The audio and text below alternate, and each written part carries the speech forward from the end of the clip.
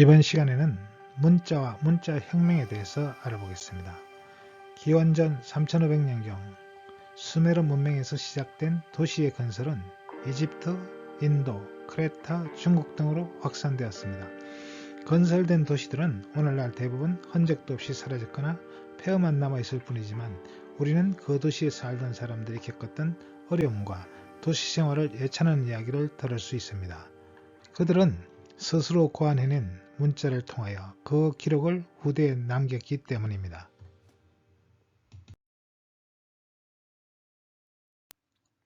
문자는 불, 바퀴와 함께 인류의 3대 발명품 중의 하나로 꼽힙니다. 불이 인류를 야만에서 문명으로 이끌고 바퀴가 수송의 혁신을 불러왔다면 문자는 인류의 지식과 정보를 보존하고 전달하는 데 혁명을 불러왔습니다. 언어가 인류의 인지혁명을 불러오는 기폭제가 되었다고 하면 문자는 인류를 역사시대로 돌입하게 했습니다. 이제 인류는 자신들의 역사에 대한 직접적인 기록이 없던 선사시대에서 기록을 남긴 역사시대로 넘어가게 되었습니다.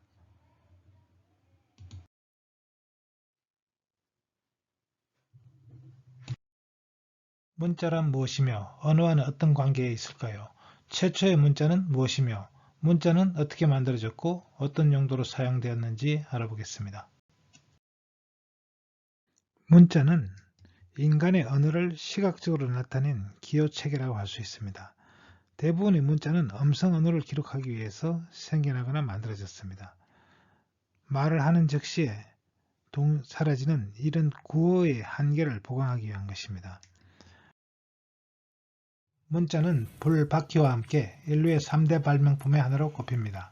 문자는 인류의 지식을 형태가 있는 방식으로 전달할 수 있게 하였습니다. 입에서 발화하자마자 즉시 사라져버리는 말과 달리 문자는 기록으로 남길 수 있어서 인류의 지식을 공간을 넘어서 전달할 수 있게 하였을 뿐 아니라 시간을 뛰어넘어 후대로 전해질 수 있게 하였습니다. 문자가 만들어진 가장 큰 동기는 기록의 욕구라고 할 수 있습니다. 메소포타미아의 점토판 대부분은 일종의 영수증이나 매매 장부였습니다. 또 중국의 각골문은 신에게 물음을 던지고 그에 대한 계시를 받기 위한 것이었습니다. 문자는 일종의 권리를 연구하기 위한 수단으로 발명되었다고 생각할 수 있습니다. 문자는 추상적인 약속이나 새로운 이야기의 기록으로 이어졌습니다. 인간의 기록에 대한 열망은 그 실물의 재현에 그치지 않고 추상적인 약속의 기록이나 새로운 이야기의 기록으로 발달해 갔습니다. 그리고 문자의 발달은 문명의 발달로 이어졌습니다. 인류의 역사에서 문자의 차용이나 창제가 끊임없이 이루어졌습니다. 문자와 언어는 어떤 관계에 있을까요? 문자와 언어는 1:1 대응 관계에 있을까요?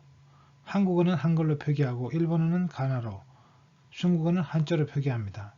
하지만 영어와 이탈리아와 스페인어는 서로 다른 언어이지만 모두 라틴 문자를 사용하고 있습니다. 이를 보면 문자에는 언어에 대한 표지가 없다는 것을 알 수 있습니다. 문자에는 언어 표지가 없는 것을 역이용한 예는 외래어 표기입니다. 영어 단어 콜라나 커피를 한글로 표기할 수 있습니다. 이것이 표어 문자의 장점이지만 표어 문자인 한자는 그에 맞는 한자어 발음을 찾아야 하기 때문에 쉽지 않습니다. 또 음절 문자인 가나도 발음이 300개 정도밖에 되지 않기 때문에 표기도 어렵고 발음도 비슷하지 않은 문제가 있습니다.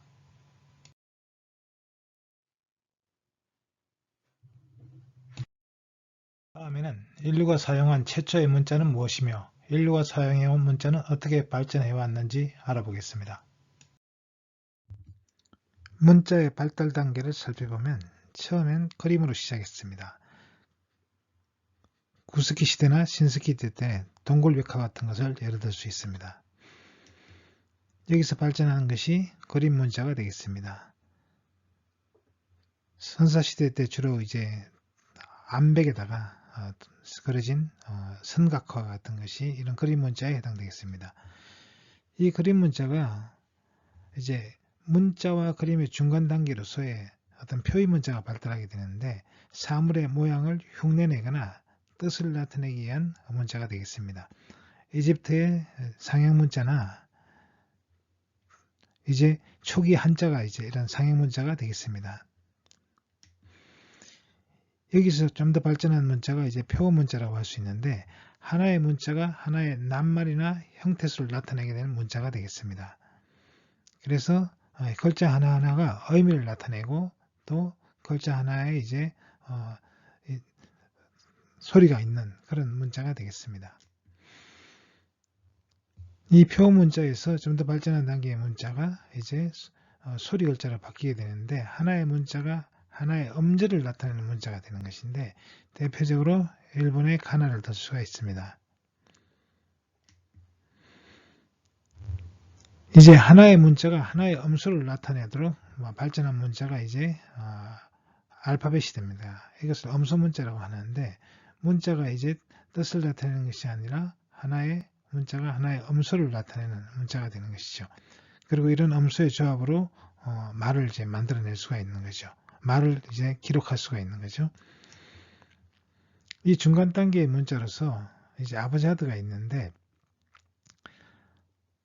이것은 이제 언어를 기록할 때 자음만을 기록한 겁니다. 완전한 자음과 모음이 있는 음수 문자가 아닌 그 중간 단계의 이제 음수 문자가 아브자드가 되겠습니다.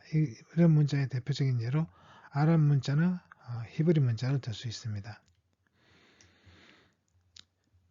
이 아부기다는 이제 음절 문자, 음수 문자의 특성을 모두 가진 문자인데, 여기는 이제 모음이 따로 존재하지는 않지만 자음에 하나의 발음에 이제 이 표식을 넣어가지고 모음을 표시할 수 있는, 발음을 다르게 바꿀 수 있는 그런 문자가 이제 아부기다가 되겠습니다.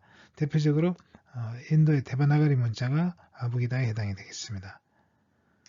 여기서 좀 더 발전한 문자는 이제 자질 문자라고 할 수 있는데, 이것은 이제 음소보다도 더 작은 이제 어떤 어문론적인 단위, 최소의 어문론적인 단위를 갖는 건데, 이런 음수를 조합을 해서 다른 음수를 만들 수 있는 겁니다. 예를 들어서 기억이라는 데다가 핵을 하나 더해서 기억을 만들 수 있고, 기억을 겹쳐서 쌍기억을 만들 수가 있죠. 이런 식으로 이제 음수를 조합해서 음수를 만들 수 있는 문자, 이것이 이제 한글이 되겠습니다. 이 자질 문자의 경우는 전 세계적으로 이제 공용으로 사용되고 있는 문자 중에는 거의 유일하다고 합니다. 그리고 문자 발달 단계에서 가장 이제 높은 단계에 있는 문자라고도 합니다. 자, 그리고 이런 이제 음절 문자나 음수 문자 또는 자질 문자는 다 이제 표음 문자에 해당이 됩니다. 인간의 음성언어에 대응되는 문자라는 이야기죠. 그 반면에 이제 이 표음 문자나 그림 문자 이런 것들은 이제 사물의 모양을 흉내내는 그런 문자하고, 이것은 이제 뜻을 나타내는 뜻 글자가 되겠습니다. 그리고 표음 문자는 소리 글자가 되겠습니다. 문자의 발달 단계를 보면 그림으로부터 시작해서 그림 문자가 나오고, 여기까지가 이제 아직 문자의 전 단계라고 한다면 표의 문자는 문자로 볼 수가 있겠습니다. 그리고 여기서 좀 더 발달된 단계가 표 문자가 되겠습니다. 그리고 이 이의 문자들은 이제 표음 문자라고 할 수 있는데, 이 표음 문자들은 소리를 이제 기록하는 문자가 되겠습니다.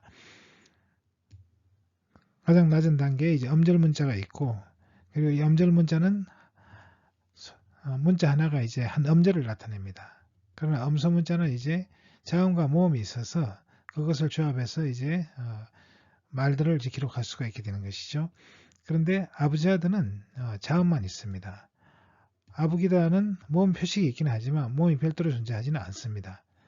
그런 점에서 알파벳은 자음과 모음이 따로 있으면서 그것을 조합해서 문자를 만들 수 있는 완전한 음소 문자라고 할 수 있겠습니다. 여기서 좀 더 발달된 단계의 문자로 자질 문자를 거론하기도 합니다. 이 자질 문자는 어문을 이제 만들 수 있고, 그리고 이제 음소를 가지고 음소를 만들 수 있는 그런 문자로 이제 생각되고 있습니다.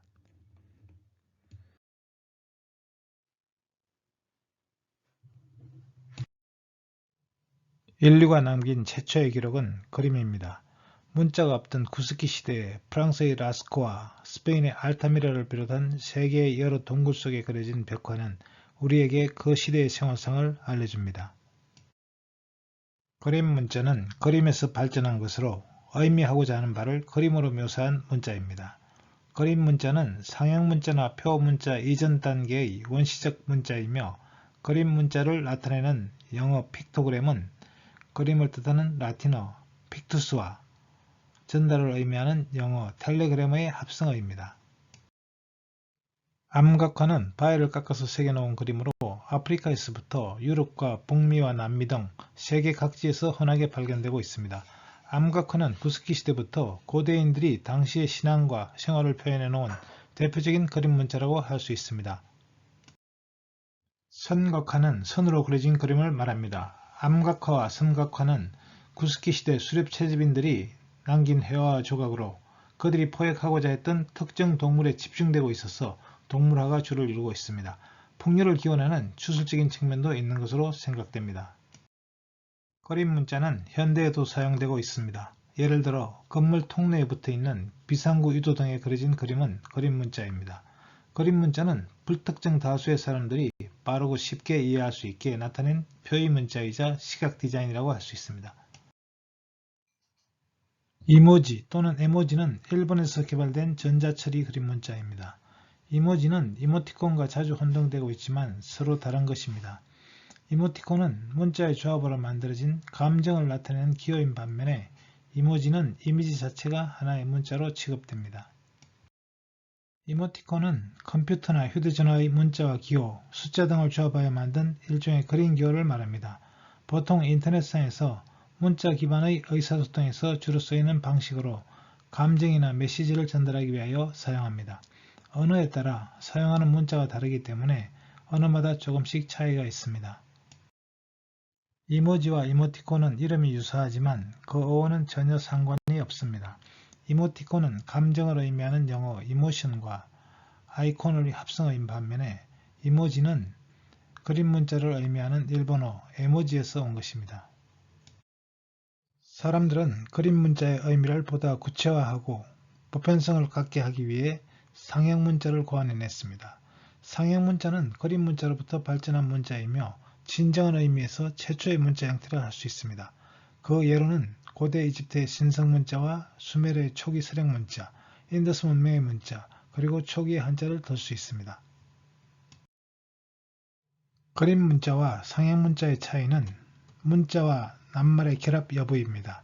그림 문자는 문자와 언어의 관계를 생각하지 않고 그림에 따른 하등의 관념이나 문장을 전하려고 한 반면에 상형 문자는 문장과 언어를 분석하면서 그 언어와 문자가 대응을 이루는 표 문자의 하나입니다.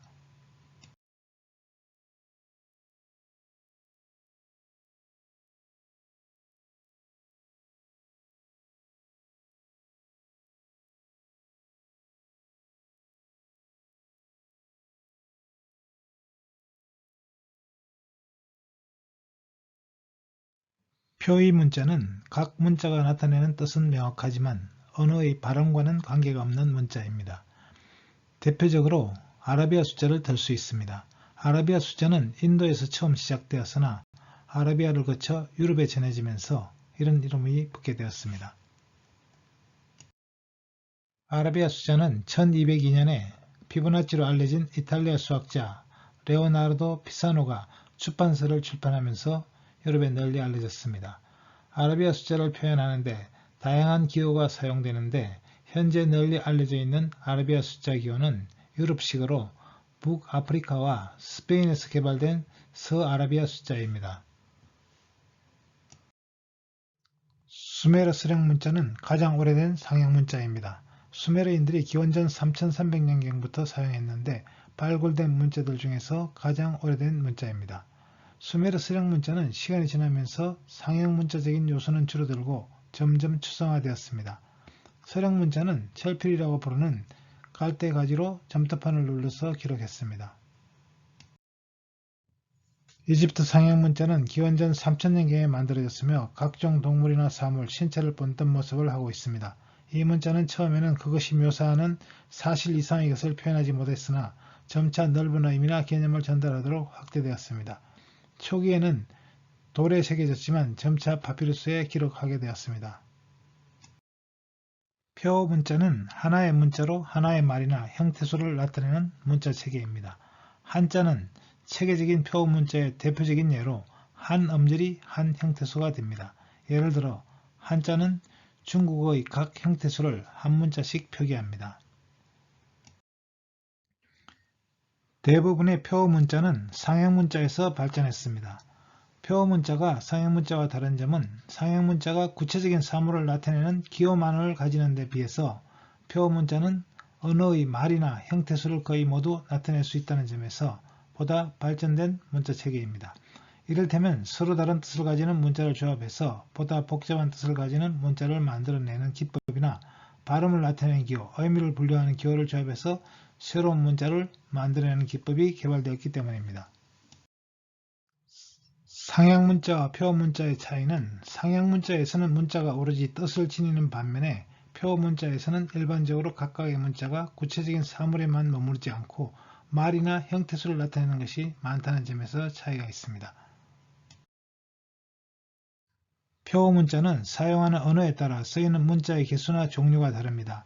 예를 들어 한자는 일본과 중국, 한국에서 사용하는 문자의 종류나 개수가 다릅니다. 그 이유는 시대와 지역에 따라 독자적으로 문자를 고르거나 확장하여 사용하기 때문입니다. 표음 문자는 인간 언어의 음성에 대항하는 문자 체계로 사람의 말소리를 기호로 나타낸 문자입니다. 표음 문자는 하나하나의 문자가 음소나 음절을 나타낼 뿐이며 뜻에 대항하지 않는 문자 체계입니다.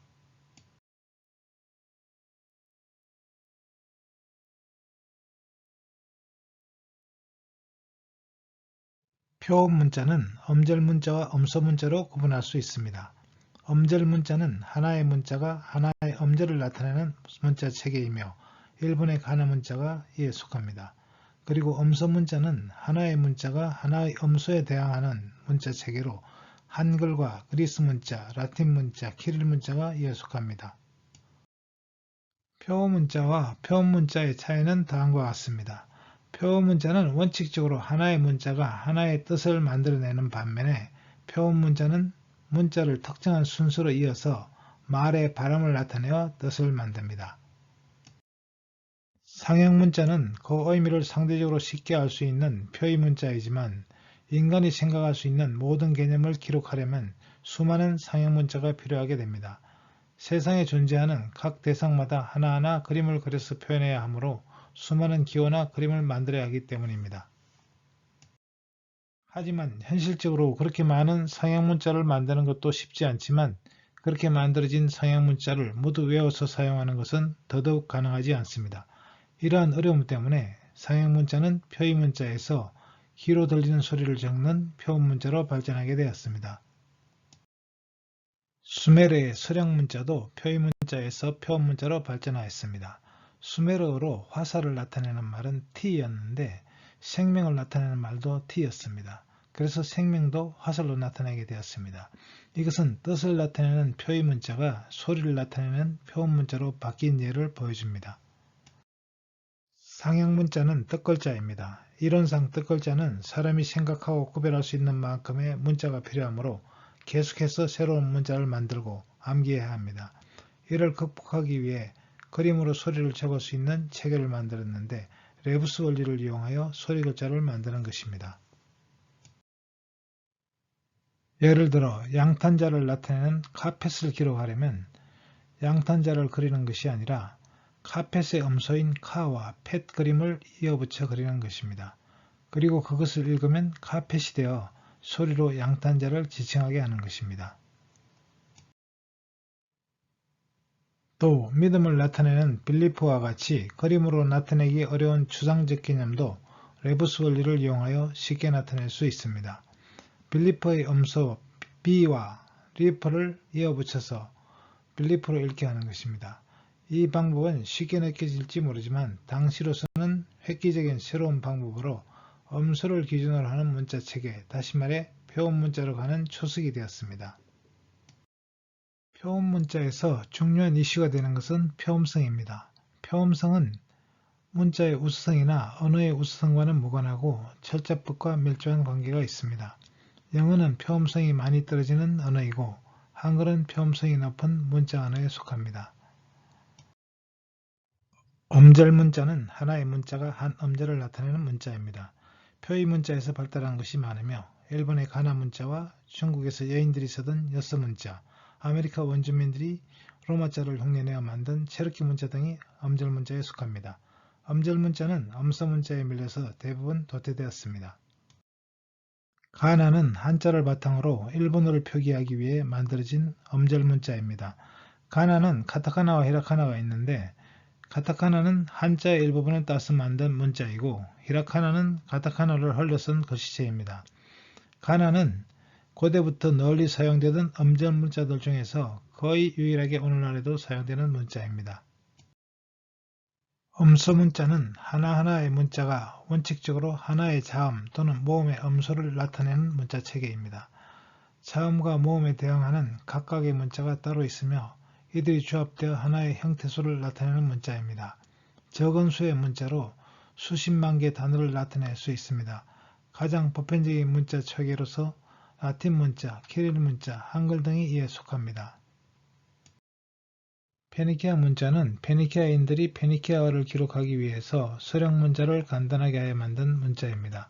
이집트 상형 문자의 표현 기능과 유사하게 자음만을 표기한 아부자드로 22개 남짓한 문자밖에 없어서 배우기 쉬워 페니키아 상인들의 활발한 무역 활동에 의해 지중해 연안에서 널리 퍼지게 되었습니다. 이로부터 중동에 널리 쓰인 아랍 문자가 태어났고 이것이 유대와 아랍 민족에게 전해지면서 히브리 문자와 아랍 문자가 만들어졌습니다.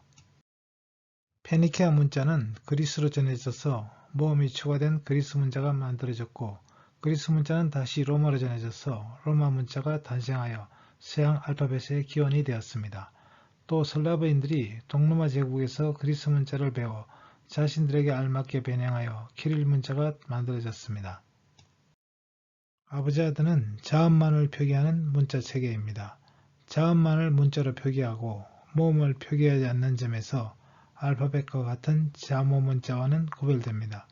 모음의 음은 자음의 배치와 문장에서의 위치에 따른 어문론적인 암시 형태로 나타냅니다.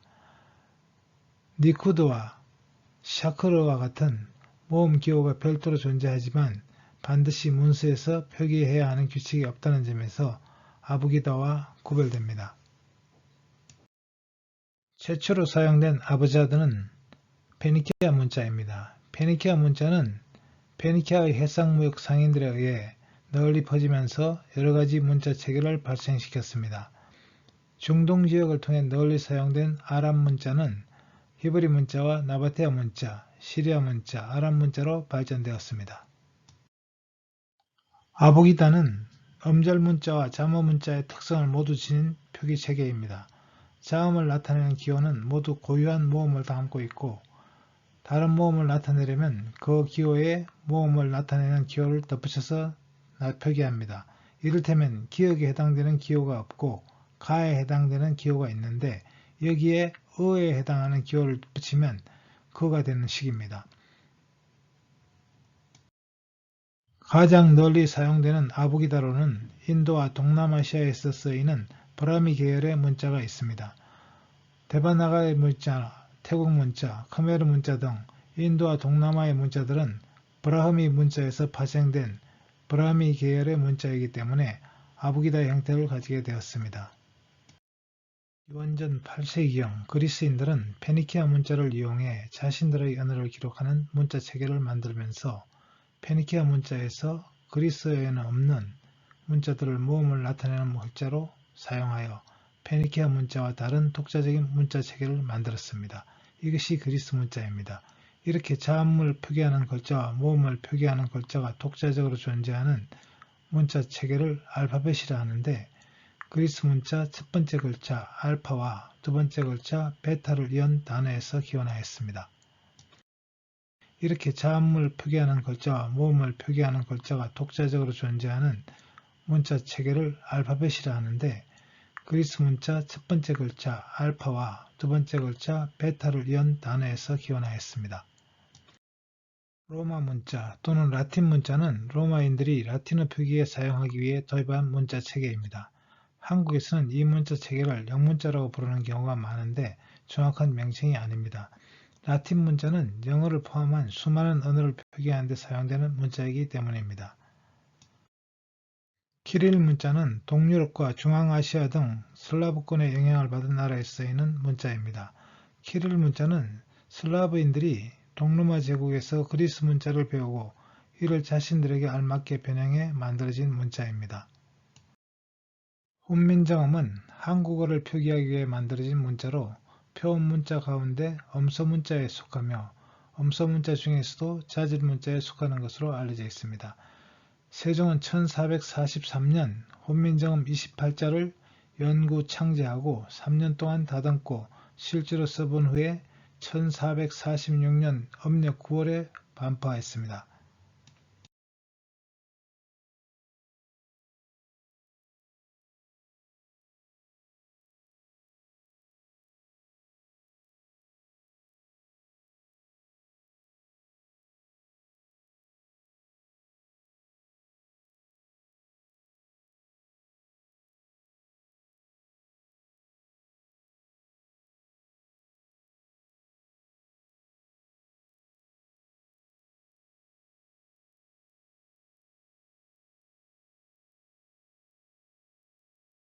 오늘날 인류는 어떤 문자를 사용하고 있는지 알아보겠습니다. 현재 세계인들이 사용하고 있는 문자의 종류와 계통, 그리고 그 분포를 알아보겠습니다. 오늘날 전 세계인들이 사용하고 있는 언어의 수는 7117종이라고 합니다. 그렇지만 전 세계적으로 사용되고 있는 문자의 종류는 138종에 불과합니다. 그런데 이 중에서 더 이상 사용하지 않는 문자가 65종이나 되고 종교나 장식용으로 사용되는 문자가 27종이라고 합니다. 따라서 현재 사용하고 있는 문자의 종류는 66종 뿐입니다. 지금 보고 있는 글자들이 이제 전 세계적으로 그 중에 좀 많이 알려진 문자들이 되겠습니다. 대표적인 문자가 이제 라틴 문자가 되겠죠. 흔히 영문자라고 하지만 영문자라는 표현은 사실은 정확한 표현은 아닙니다. 왜냐하면 영어에 쓰고 있는 이 문자가 그러니까 영국이나 미국에서 만든 문자가 아니라 원래 로마에서 만든 문자였던 것입니다. 그렇기 때문에 로마 문자 또는 라틴 문자가 정확한 표현이 되겠습니다. 그리고 한자가 있고요. 그리고 인도에서는 데바나가리 문자가 있습니다. 그리고 아랍 사람들이 쓰는 아라비아 문자가 있고, 그리고 동구권에서 쓰고 있는 키릴 문자가 있습니다. 그리고 그리스 문자, 사실 이 그리스 문자는 그리스 문자나 키릴 문자나 라틴 문자는 이제 같은 페니키아 문자로부터 비롯된 문자가 되겠습니다. 그리고 이집트 문자가 있고, 고대 이집트 문자입니다. 히브리 문자, 그리고 일본 사람들이 쓰고 있는 가나 문자가 있습니다. 그리고 동남아의 타이에 쓰고 있는 타이 문자, 그리고 북유럽 신화에서 나오는 이제 룸 문자가 있고, 그리고 점자도 이제 이것도 이제 하나의 문자라고 할 수 있을 것입니다. 모르스 보호도 일종의 이제 문자가 되겠습니다. 전 세계에서 쓰고 있는 이제 문자들의 계통을 보면 가장 많이 쓰고 있는 문자 중에 하나가 이 라틴 문자가 되겠습니다. 바로 이제 로마 문자가 되겠죠. 그리고 이 아랍권에 쓰고 있는 이제 아랍 문자, 이 문자는 이제 자음으로 표기되는 문자에서 비롯된 아부자드가 되겠습니다. 그리고 인도에서 사용되고 있는 이제 이 문자는 데바나가리 문자인데 이 문자에는 이제 아부기다 형태가 되겠습니다. 그리고 중국에서 사용되고 있는 문자는 문자의 발달 단계에서 이제 중간점에 와 있는 이제 표어 문자 단계에 머물러 있고, 일본에서 사용되고 있는 문자는 음절 문자 단계에 머물러 있습니다. 그런 반면에 이제 우리 한글은 이제 이 음소 문자를 넘어서서 자질 문자의 단계에 있으니까 가장 높은 단계에 있는 문자라고 할 수 있겠습니다.